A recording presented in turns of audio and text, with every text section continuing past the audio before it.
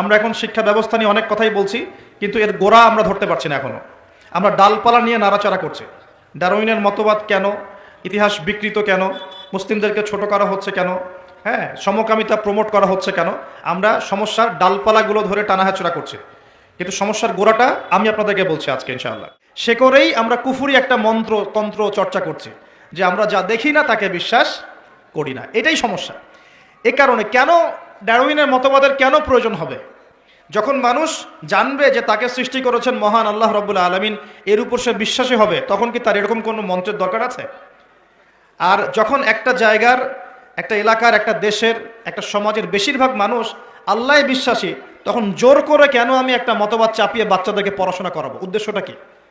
উদ্দেশ্য হচ্ছে একটা সুদূর প্রসারী উদ্দেশ্য, যে আমরা চাচ্ছি আগামী 20 বছর 30 বছরের মধ্যে যেন এমন একটা প্রজন্ম গড়ে ওঠে যারা আল্লাহ থেকে অনেক দূরে চলে যাবে। এটা উদ্দেশ্য। না হলে আমি কেন এই মতবাদ কচি বাচ্চাদেরকে শেখাতে যাব? কেন শেখাতে যাব? যে মতবাদটা কোরআন সুন্নাহ বিরোধী, একই সাথে বর্তমান আধুনিক বিজ্ঞানও বিরোধী। মেডিকেল সায়েন্সের কোনো ক্লাসিক্যাল বইয়ের মধ্যে, চ্যালেঞ্জ করলাম, মেডিকেল সায়েন্সের কোনো ক্লাসিক্যাল বইয়ের মধ্যে এই মতবাদকে স্বীকৃতি দেওয়া হয় নাই। কোনো মতবাদ, এই মতবাদটাকে না, কোনো ক্লাসিক্যাল বইয়ের মধ্যে আপনি এই মতবাদটাকে পাবেন না যেটাকে স্বীকৃতি দেওয়া হয়েছে। এটা তার একটা থট। বিজ্ঞানে কি হয়, কিছু থটস থাকে, অনুসিদ্ধান্ত, এগুলো গবেষণা করা হয়, আজকে একটা ফলাফল দেওয়া হয়, কালকে আরেকটা ফলাফল দেওয়া হয়। যখন সর্বসম্মতিক্রমে একটা জায়গায় মানুষ আসে তখন সেটাকে ফিক্স করা হয়। এই মতবাদের সর্বসম্মতিক্রমে কেউ কখনো সাইন করে নাই। তাহলে কেন জোর করে আমি বাচ্চাকে শেখাতে যাব যে তোমাদের দাদা বড়দাদারা বানর ছিল? কেন শেখাতে যাব? উদ্দেশ্যটা কি? আমি চাচ্ছি একটা প্রজন্ম গড়ে উঠুক, যে প্রজন্ম আস্তে আস্তে আস্তে আস্তে আল্লাহ থেকে দূরে সরে যাবে, ওদের ব্রেইনটা ওয়াশ করা থাকবে এবং ওদের ভিতরে আপনি আর ইসলাম ইনস্টল করতে পারবেন না।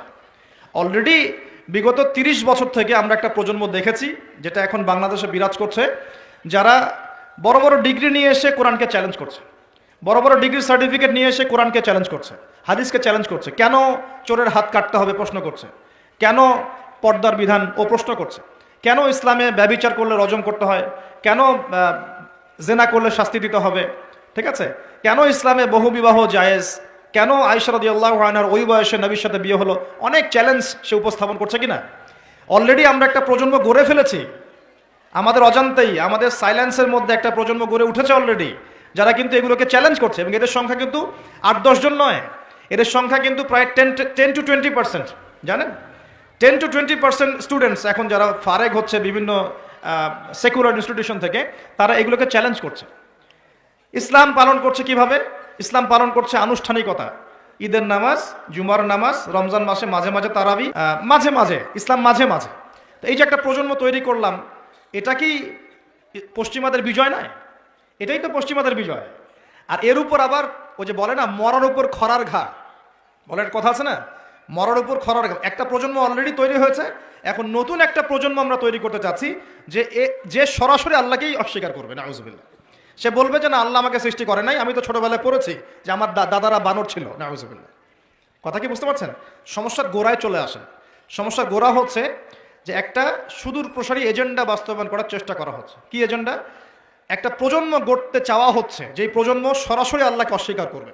এখন কিন্তু সরাসরি আল্লাহকে অস্বীকার করছে না প্রজন্ম, হয়তো ঘুরিয়ে ফিরিয়ে চ্যালেঞ্জ করছে। হ্যাঁ, আমি আল্লাহকে বিশ্বাস করি, কিন্তু পর্দাটা তো বুঝতে পারছি না, কেন এই যুগে পর্দার কি দরকার?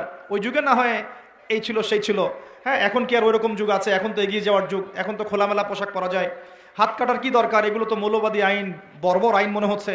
হ্যাঁ, ধর্ষণ করলে কেন এরকম রজম করতে হবে? ওরা কিন্তু আল্লাহকে স্বীকার করছে ঠিকই, করার পরে এই প্রশ্নগুলো উত্থাপন করছে এখনকার জেনারেশন, এই জেনারেশনটা। আর আমরা চাচ্ছি আরেকটা জেনারেশন তৈরি হোক যারা এইসব প্রশ্ন করবে না, সরাসরি অস্বীকার। আমি মানে বোঝাতে পারছি না। শয়তান একবারে কখনো আপনাকে আঘাত করে না। শয়তান, আল্লাহ পাক কি বলছেন? ওয়ালা তাত্তাবিউ খুতুওয়াতিশ শায়াতিন, খুতুওয়াতিশ শায়াতিন অথবা খুতুওয়াতিশ শয়তান, তোমরা শয়তানদের বা শয়তানের খুতুয়া মানে পদাঙ্ক অনুসরণ করো না। পদাঙ্ক মানে ফুটপ্রিন্ট, আপনার পায়ের ছাপ, এটাকে পদাঙ্ক, খুতুয়া বলা হয়। পায়ের ছাপ, আপনি কি পায়ের ছাপে এক লাফ দিয়ে এক জায়গায় যান, নাকি স্টেপ বাই স্টেপ যান? বলেন। স্টেপ বাই স্টেপ এটা চালু করার চেষ্টা করা হচ্ছে, স্টেপ বাই স্টেপ। প্রথমে একটা প্রজন্ম সরাসরি আসেনি যারা আল্লাহকে অস্বীকার করবে, এসেছে যারা আল্লাহকে স্বীকার করে, স্বীকার করার পরেও চ্যালেঞ্জ করছে, এটা কেন, ওইটা কেন, এটা কেন, ওইটা কেন, এটা ভালো না, ওইটা খারাপ, ইসলামকে মডিফাই করতে হবে, মডারেশন লাগবে, ইসলামের এই অংশটা ভালো, এটা মানবো, এটা খারাপ, এটা মানবো না। ওরা চ্যালেঞ্জ করছে। কিন্তু এখন চাওয়া হচ্ছে আরেকটা প্রজন্ম তৈরি করতে, যে চ্যালেঞ্জ করবে না, সরাসরি অস্বীকার করবে। আমি কি বোঝাতে পারছি? এই হলো গোড়ার সমস্যা। এখন আপনি কিভাবে সলভ করবেন এগুলোকে? শুধু একটা ওয়াজ মাহফিলের মঞ্চে বসে কেউ একজন ব্যাখ্যা করলেই সমস্যা সলভ হবে না। শুধুমাত্র দু চারজন আলেম কথা বলবেন, বাকিরা চুপ করে থাকবে, সমস্যা সলভ হবে না। আমরা দেখেও না দেখার ভান করব, শুনেও না শোনার ভান করব, বুঝেও না বোঝার ভান করব, এভাবে সলভ হবে না। আমরা যদি মনে করি যে এগুলো সামান্য বিষয়, বাচ্চা কাচ্চা এগুলো টুকটাক শিখলে কী বা সমস্যা, তাহলে সমস্যা আছে। ইনজেক্ট করা হচ্ছে আস্তে আস্তে, আপনাকে একবারে কিন্তু বিষ প্রয়োগ করা হবে না, স্লোলি আপনাকে আস্তে আস্তে নিয়ে যাওয়া হবে। এটা সুদূর প্রসারী একটা মাস্টার প্ল্যান। ইসরায়েল নাম শুনেছেন তো? সে কি হঠাৎ করে বিশ্বে সেই রুলিং স্টেট হয়ে গেছে? আস্তে আস্তে, গ্র্যাজুয়ালি, আস্তে আস্তে আস্তে আস্তে আস্তে আস্তে এখন পুরো সবার টুটি চিপে ধরেছে, একেবারে ধরে নাই।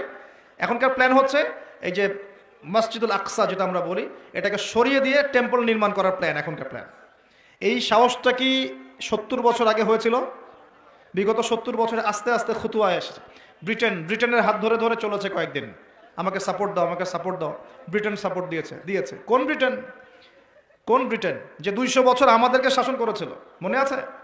ওই 200 বছরের শাসনে মুসলিমরা ওদের বিরুদ্ধে বিদ্রোহ করে নাই, যুদ্ধ করেনি, জিহাদ করে নাই। তিতুমিরের নাম মিটিয়ে দেওয়ার চেষ্টা করা হচ্ছে, হাজী মোহাম্মদ শরীয়তুল্লাহর নাম মিটিয়ে দেওয়ার চেষ্টা করা হচ্ছে। ফারাইজি আন্দোলন একটা বিশাল আন্দোলন ছিল না?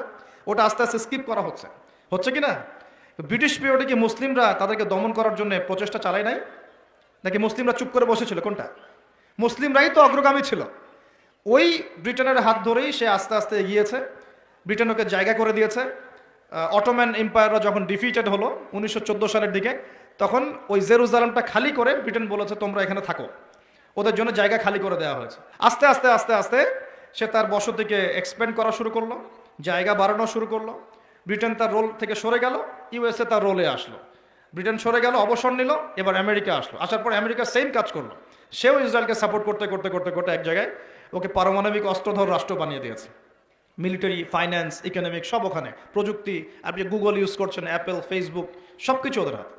আজকে সারা বিশ্বের 5টা থেকে 6টা বড় বড় sector, politics, geopolitics, economics, world affairs, finance এবং মিলিটারি সেকশন, এই 6টার প্রতিটাই ওর হাতে নিয়ন্ত্রণ আছে। একটা বড় অংশের নিয়ন্ত্রণ তার হাতে কিন্তু আছে। বুঝাতে যাচ্ছি, সে কি একদিনে এই জায়গায় এসেছে এবং একদিনে কি এখান থেকে সরেও যাবে? উত্তর না, একদিনে কোনো কিছু হয় না। একটা স্লো প্রসেসের মধ্য দিয়ে আস্তে আস্তে আস্তে এই জায়গায় এসেছে। ঠিক একইভাবে শিক্ষাক্ষেত্রেও একটা স্লো পয়জনিং চলছে। আস্তে আস্তে দেখবেন এমন একটা জায়গায় যাওয়ার চেষ্টা করা হবে যখন এই প্রজন্ম সরাসরি আল্লাহকে অস্বীকার করা শুরু করবে। এটাই মাস্টার প্ল্যান। এখন কোরআন এবং সুন্নাহ ভিত্তিক শিক্ষা ব্যবস্থায় কিন্তু মানব জীবনের সমস্ত সমস্যার সমাধান আছে। কিন্তু এখানে গিয়ে আমরা কোরআন সুন্নাহকে হাতে নিয়ে বৈষয়িক বিষয়গুলোকে চ্যালেঞ্জ করতে ব্যর্থ হয়েছে। কোনো কোনো ক্ষেত্রে কোরআন সুন্নাহকে হাতে নিয়ে আমরা অর্থনীতিকে চ্যালেঞ্জ করতে পারছি না, রাজনীতিকে চ্যালেঞ্জ করতে পারছি না, বিজ্ঞানকে চ্যালেঞ্জ করতে পারছি না, প্রযুক্তিকে চ্যালেঞ্জ করতে পারছি না। কিন্তু কোরআন সুন্নাহ আমাদের হাতে আছে। এটা আমাদের সমস্যা, এটা কোরআন সুন্নাহর সমস্যা নয়। এটা কাদের সমস্যা?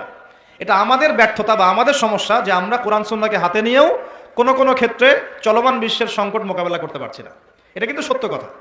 যদি পারতাম তাহলে তো গোল্ড ইজ মানি এই কথাটাকে ব্যাখ্যা করে বোঝাতে হতো না। অনেকদিন আগে যখন বলেছিলাম যে পেপার মানি অরিজিনাল ইসলামিক কারেন্সি না, অনেক ট্রলের শিকার হয়েছে এবং এখনো হচ্ছে, কিন্তু এখনো বোঝাতে ব্যর্থ হচ্ছে আমরা যে গোল্ড ইজ মানি। তো কোরআন সুন্নাহর মধ্যে কিন্তু হেদায়েত এটা আছে, তারপরেও কেন বুঝতে পারলো না? বিকজ এটাকে হাতে নিয়ে সে অর্থনীতি চ্যালেঞ্জ করতে পারে নাই। তা আমরা এখানে কমপ্লিট কোড অফ লাইফ পেয়েও চলমান বিশ্বের সংকটগুলো অনেক ক্ষেত্রে মোকাবেলা করতে পারছি না। আর এদের উদ্দেশ্য কি?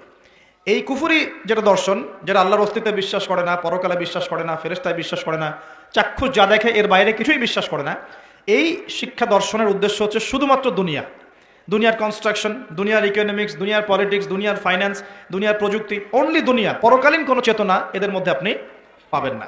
এই দুটো একটা পার্থক্য। আল্লাহ পাক এখানে বলছেন ইহকালের জীবনটা খুবই ক্ষুদ্র, যেটা এতই ছোট যে সমুদ্রের মধ্যে আঙ্গুল ডোবালে যতটুকু পানি হাতে লেগে থাকে এটা দুনিয়া, বাকি মহাসাগরটা হচ্ছে আখেরাত। আর এই আখেরাতে মুক্তি দিবে কোরআন সুন্নাহ ভিত্তিক শিক্ষা ব্যবস্থা। আর আপনি যখন কুফরি বা দুনিয়াবি দর্শন কেন্দ্রিক শিক্ষা ব্যবস্থাতেই পড়ে থাকবেন, তখন এটা দুনিয়ায় ফয়দা দিবে, পরকালে কিন্তু কোনো ফয়দা দিবে না। এখানে আরেকটা প্রশ্ন আসবে, তাহলে কি আমরা দুনিয়াবি শিক্ষা ব্যবস্থায় শিক্ষিত হব না? উত্তর হচ্ছে অবশ্যই হব, অবশ্যই হব। তবে কোরআন এবং সুন্নাহর শিক্ষার মানদণ্ড ঠিক রেখে তারপরে আমি দুনিয়াবি শিক্ষার বিষয়গুলোর দিকে ফোকাস করব। ইসলামের প্রারম্ভিক যুগে, সোনালী যুগে এই বিশ্বকে মুসলিমরা যা দিয়েছে, গণিতের কথা বলেন, জ্যোতির্বিজ্ঞানের কথা বলেন, মেডিকেল সায়েন্সের কথা বলেন, হ্যাঁ, বায়োলজির কথা বলেন, ফিলোসফির কথা বলেন, ইকোনমিক্সের কথা বলেন, বা এই যে আমরা বলি ভূগোলের কথা বলেন, অঙ্কশাস্ত্র বলেন, অ্যালগোরিদম বলেন, প্রতিটা সেই ডিপার্টমেন্ট যার উপর ভিত্তি করে এখনকার সভ্যতা দাঁড়িয়ে আছে, এগুলো মুসলিমদের হাতে এই পৃথিবী দেখেছে, অমুসলিমদের হাতে দেখে নাই। ওই সময়কার মুসলিমরা কি পিছিয়ে পড়েছিলেন? জি না, ওই সময়কার মুসলিমরা আমাদের চাইতে বেশি এগিয়েছিলেন। তারা কোরআন এবং সুন্নাহকে গবেষণা করে চলমান বিশ্বের সমস্ত সমস্যার সমাধান দিচ্ছিলেন। কিন্তু আমরা এখন কোরআন সুন্নাহকে হাতে নিয়ে চলমান বিশ্বের প্রতিটা ডিপার্টমেন্ট নিয়ন্ত্রণ করতে পারছি না। এটা আমাদের ব্যর্থতা, এটা কোরআন সুন্নাহর ব্যর্থতা নয়।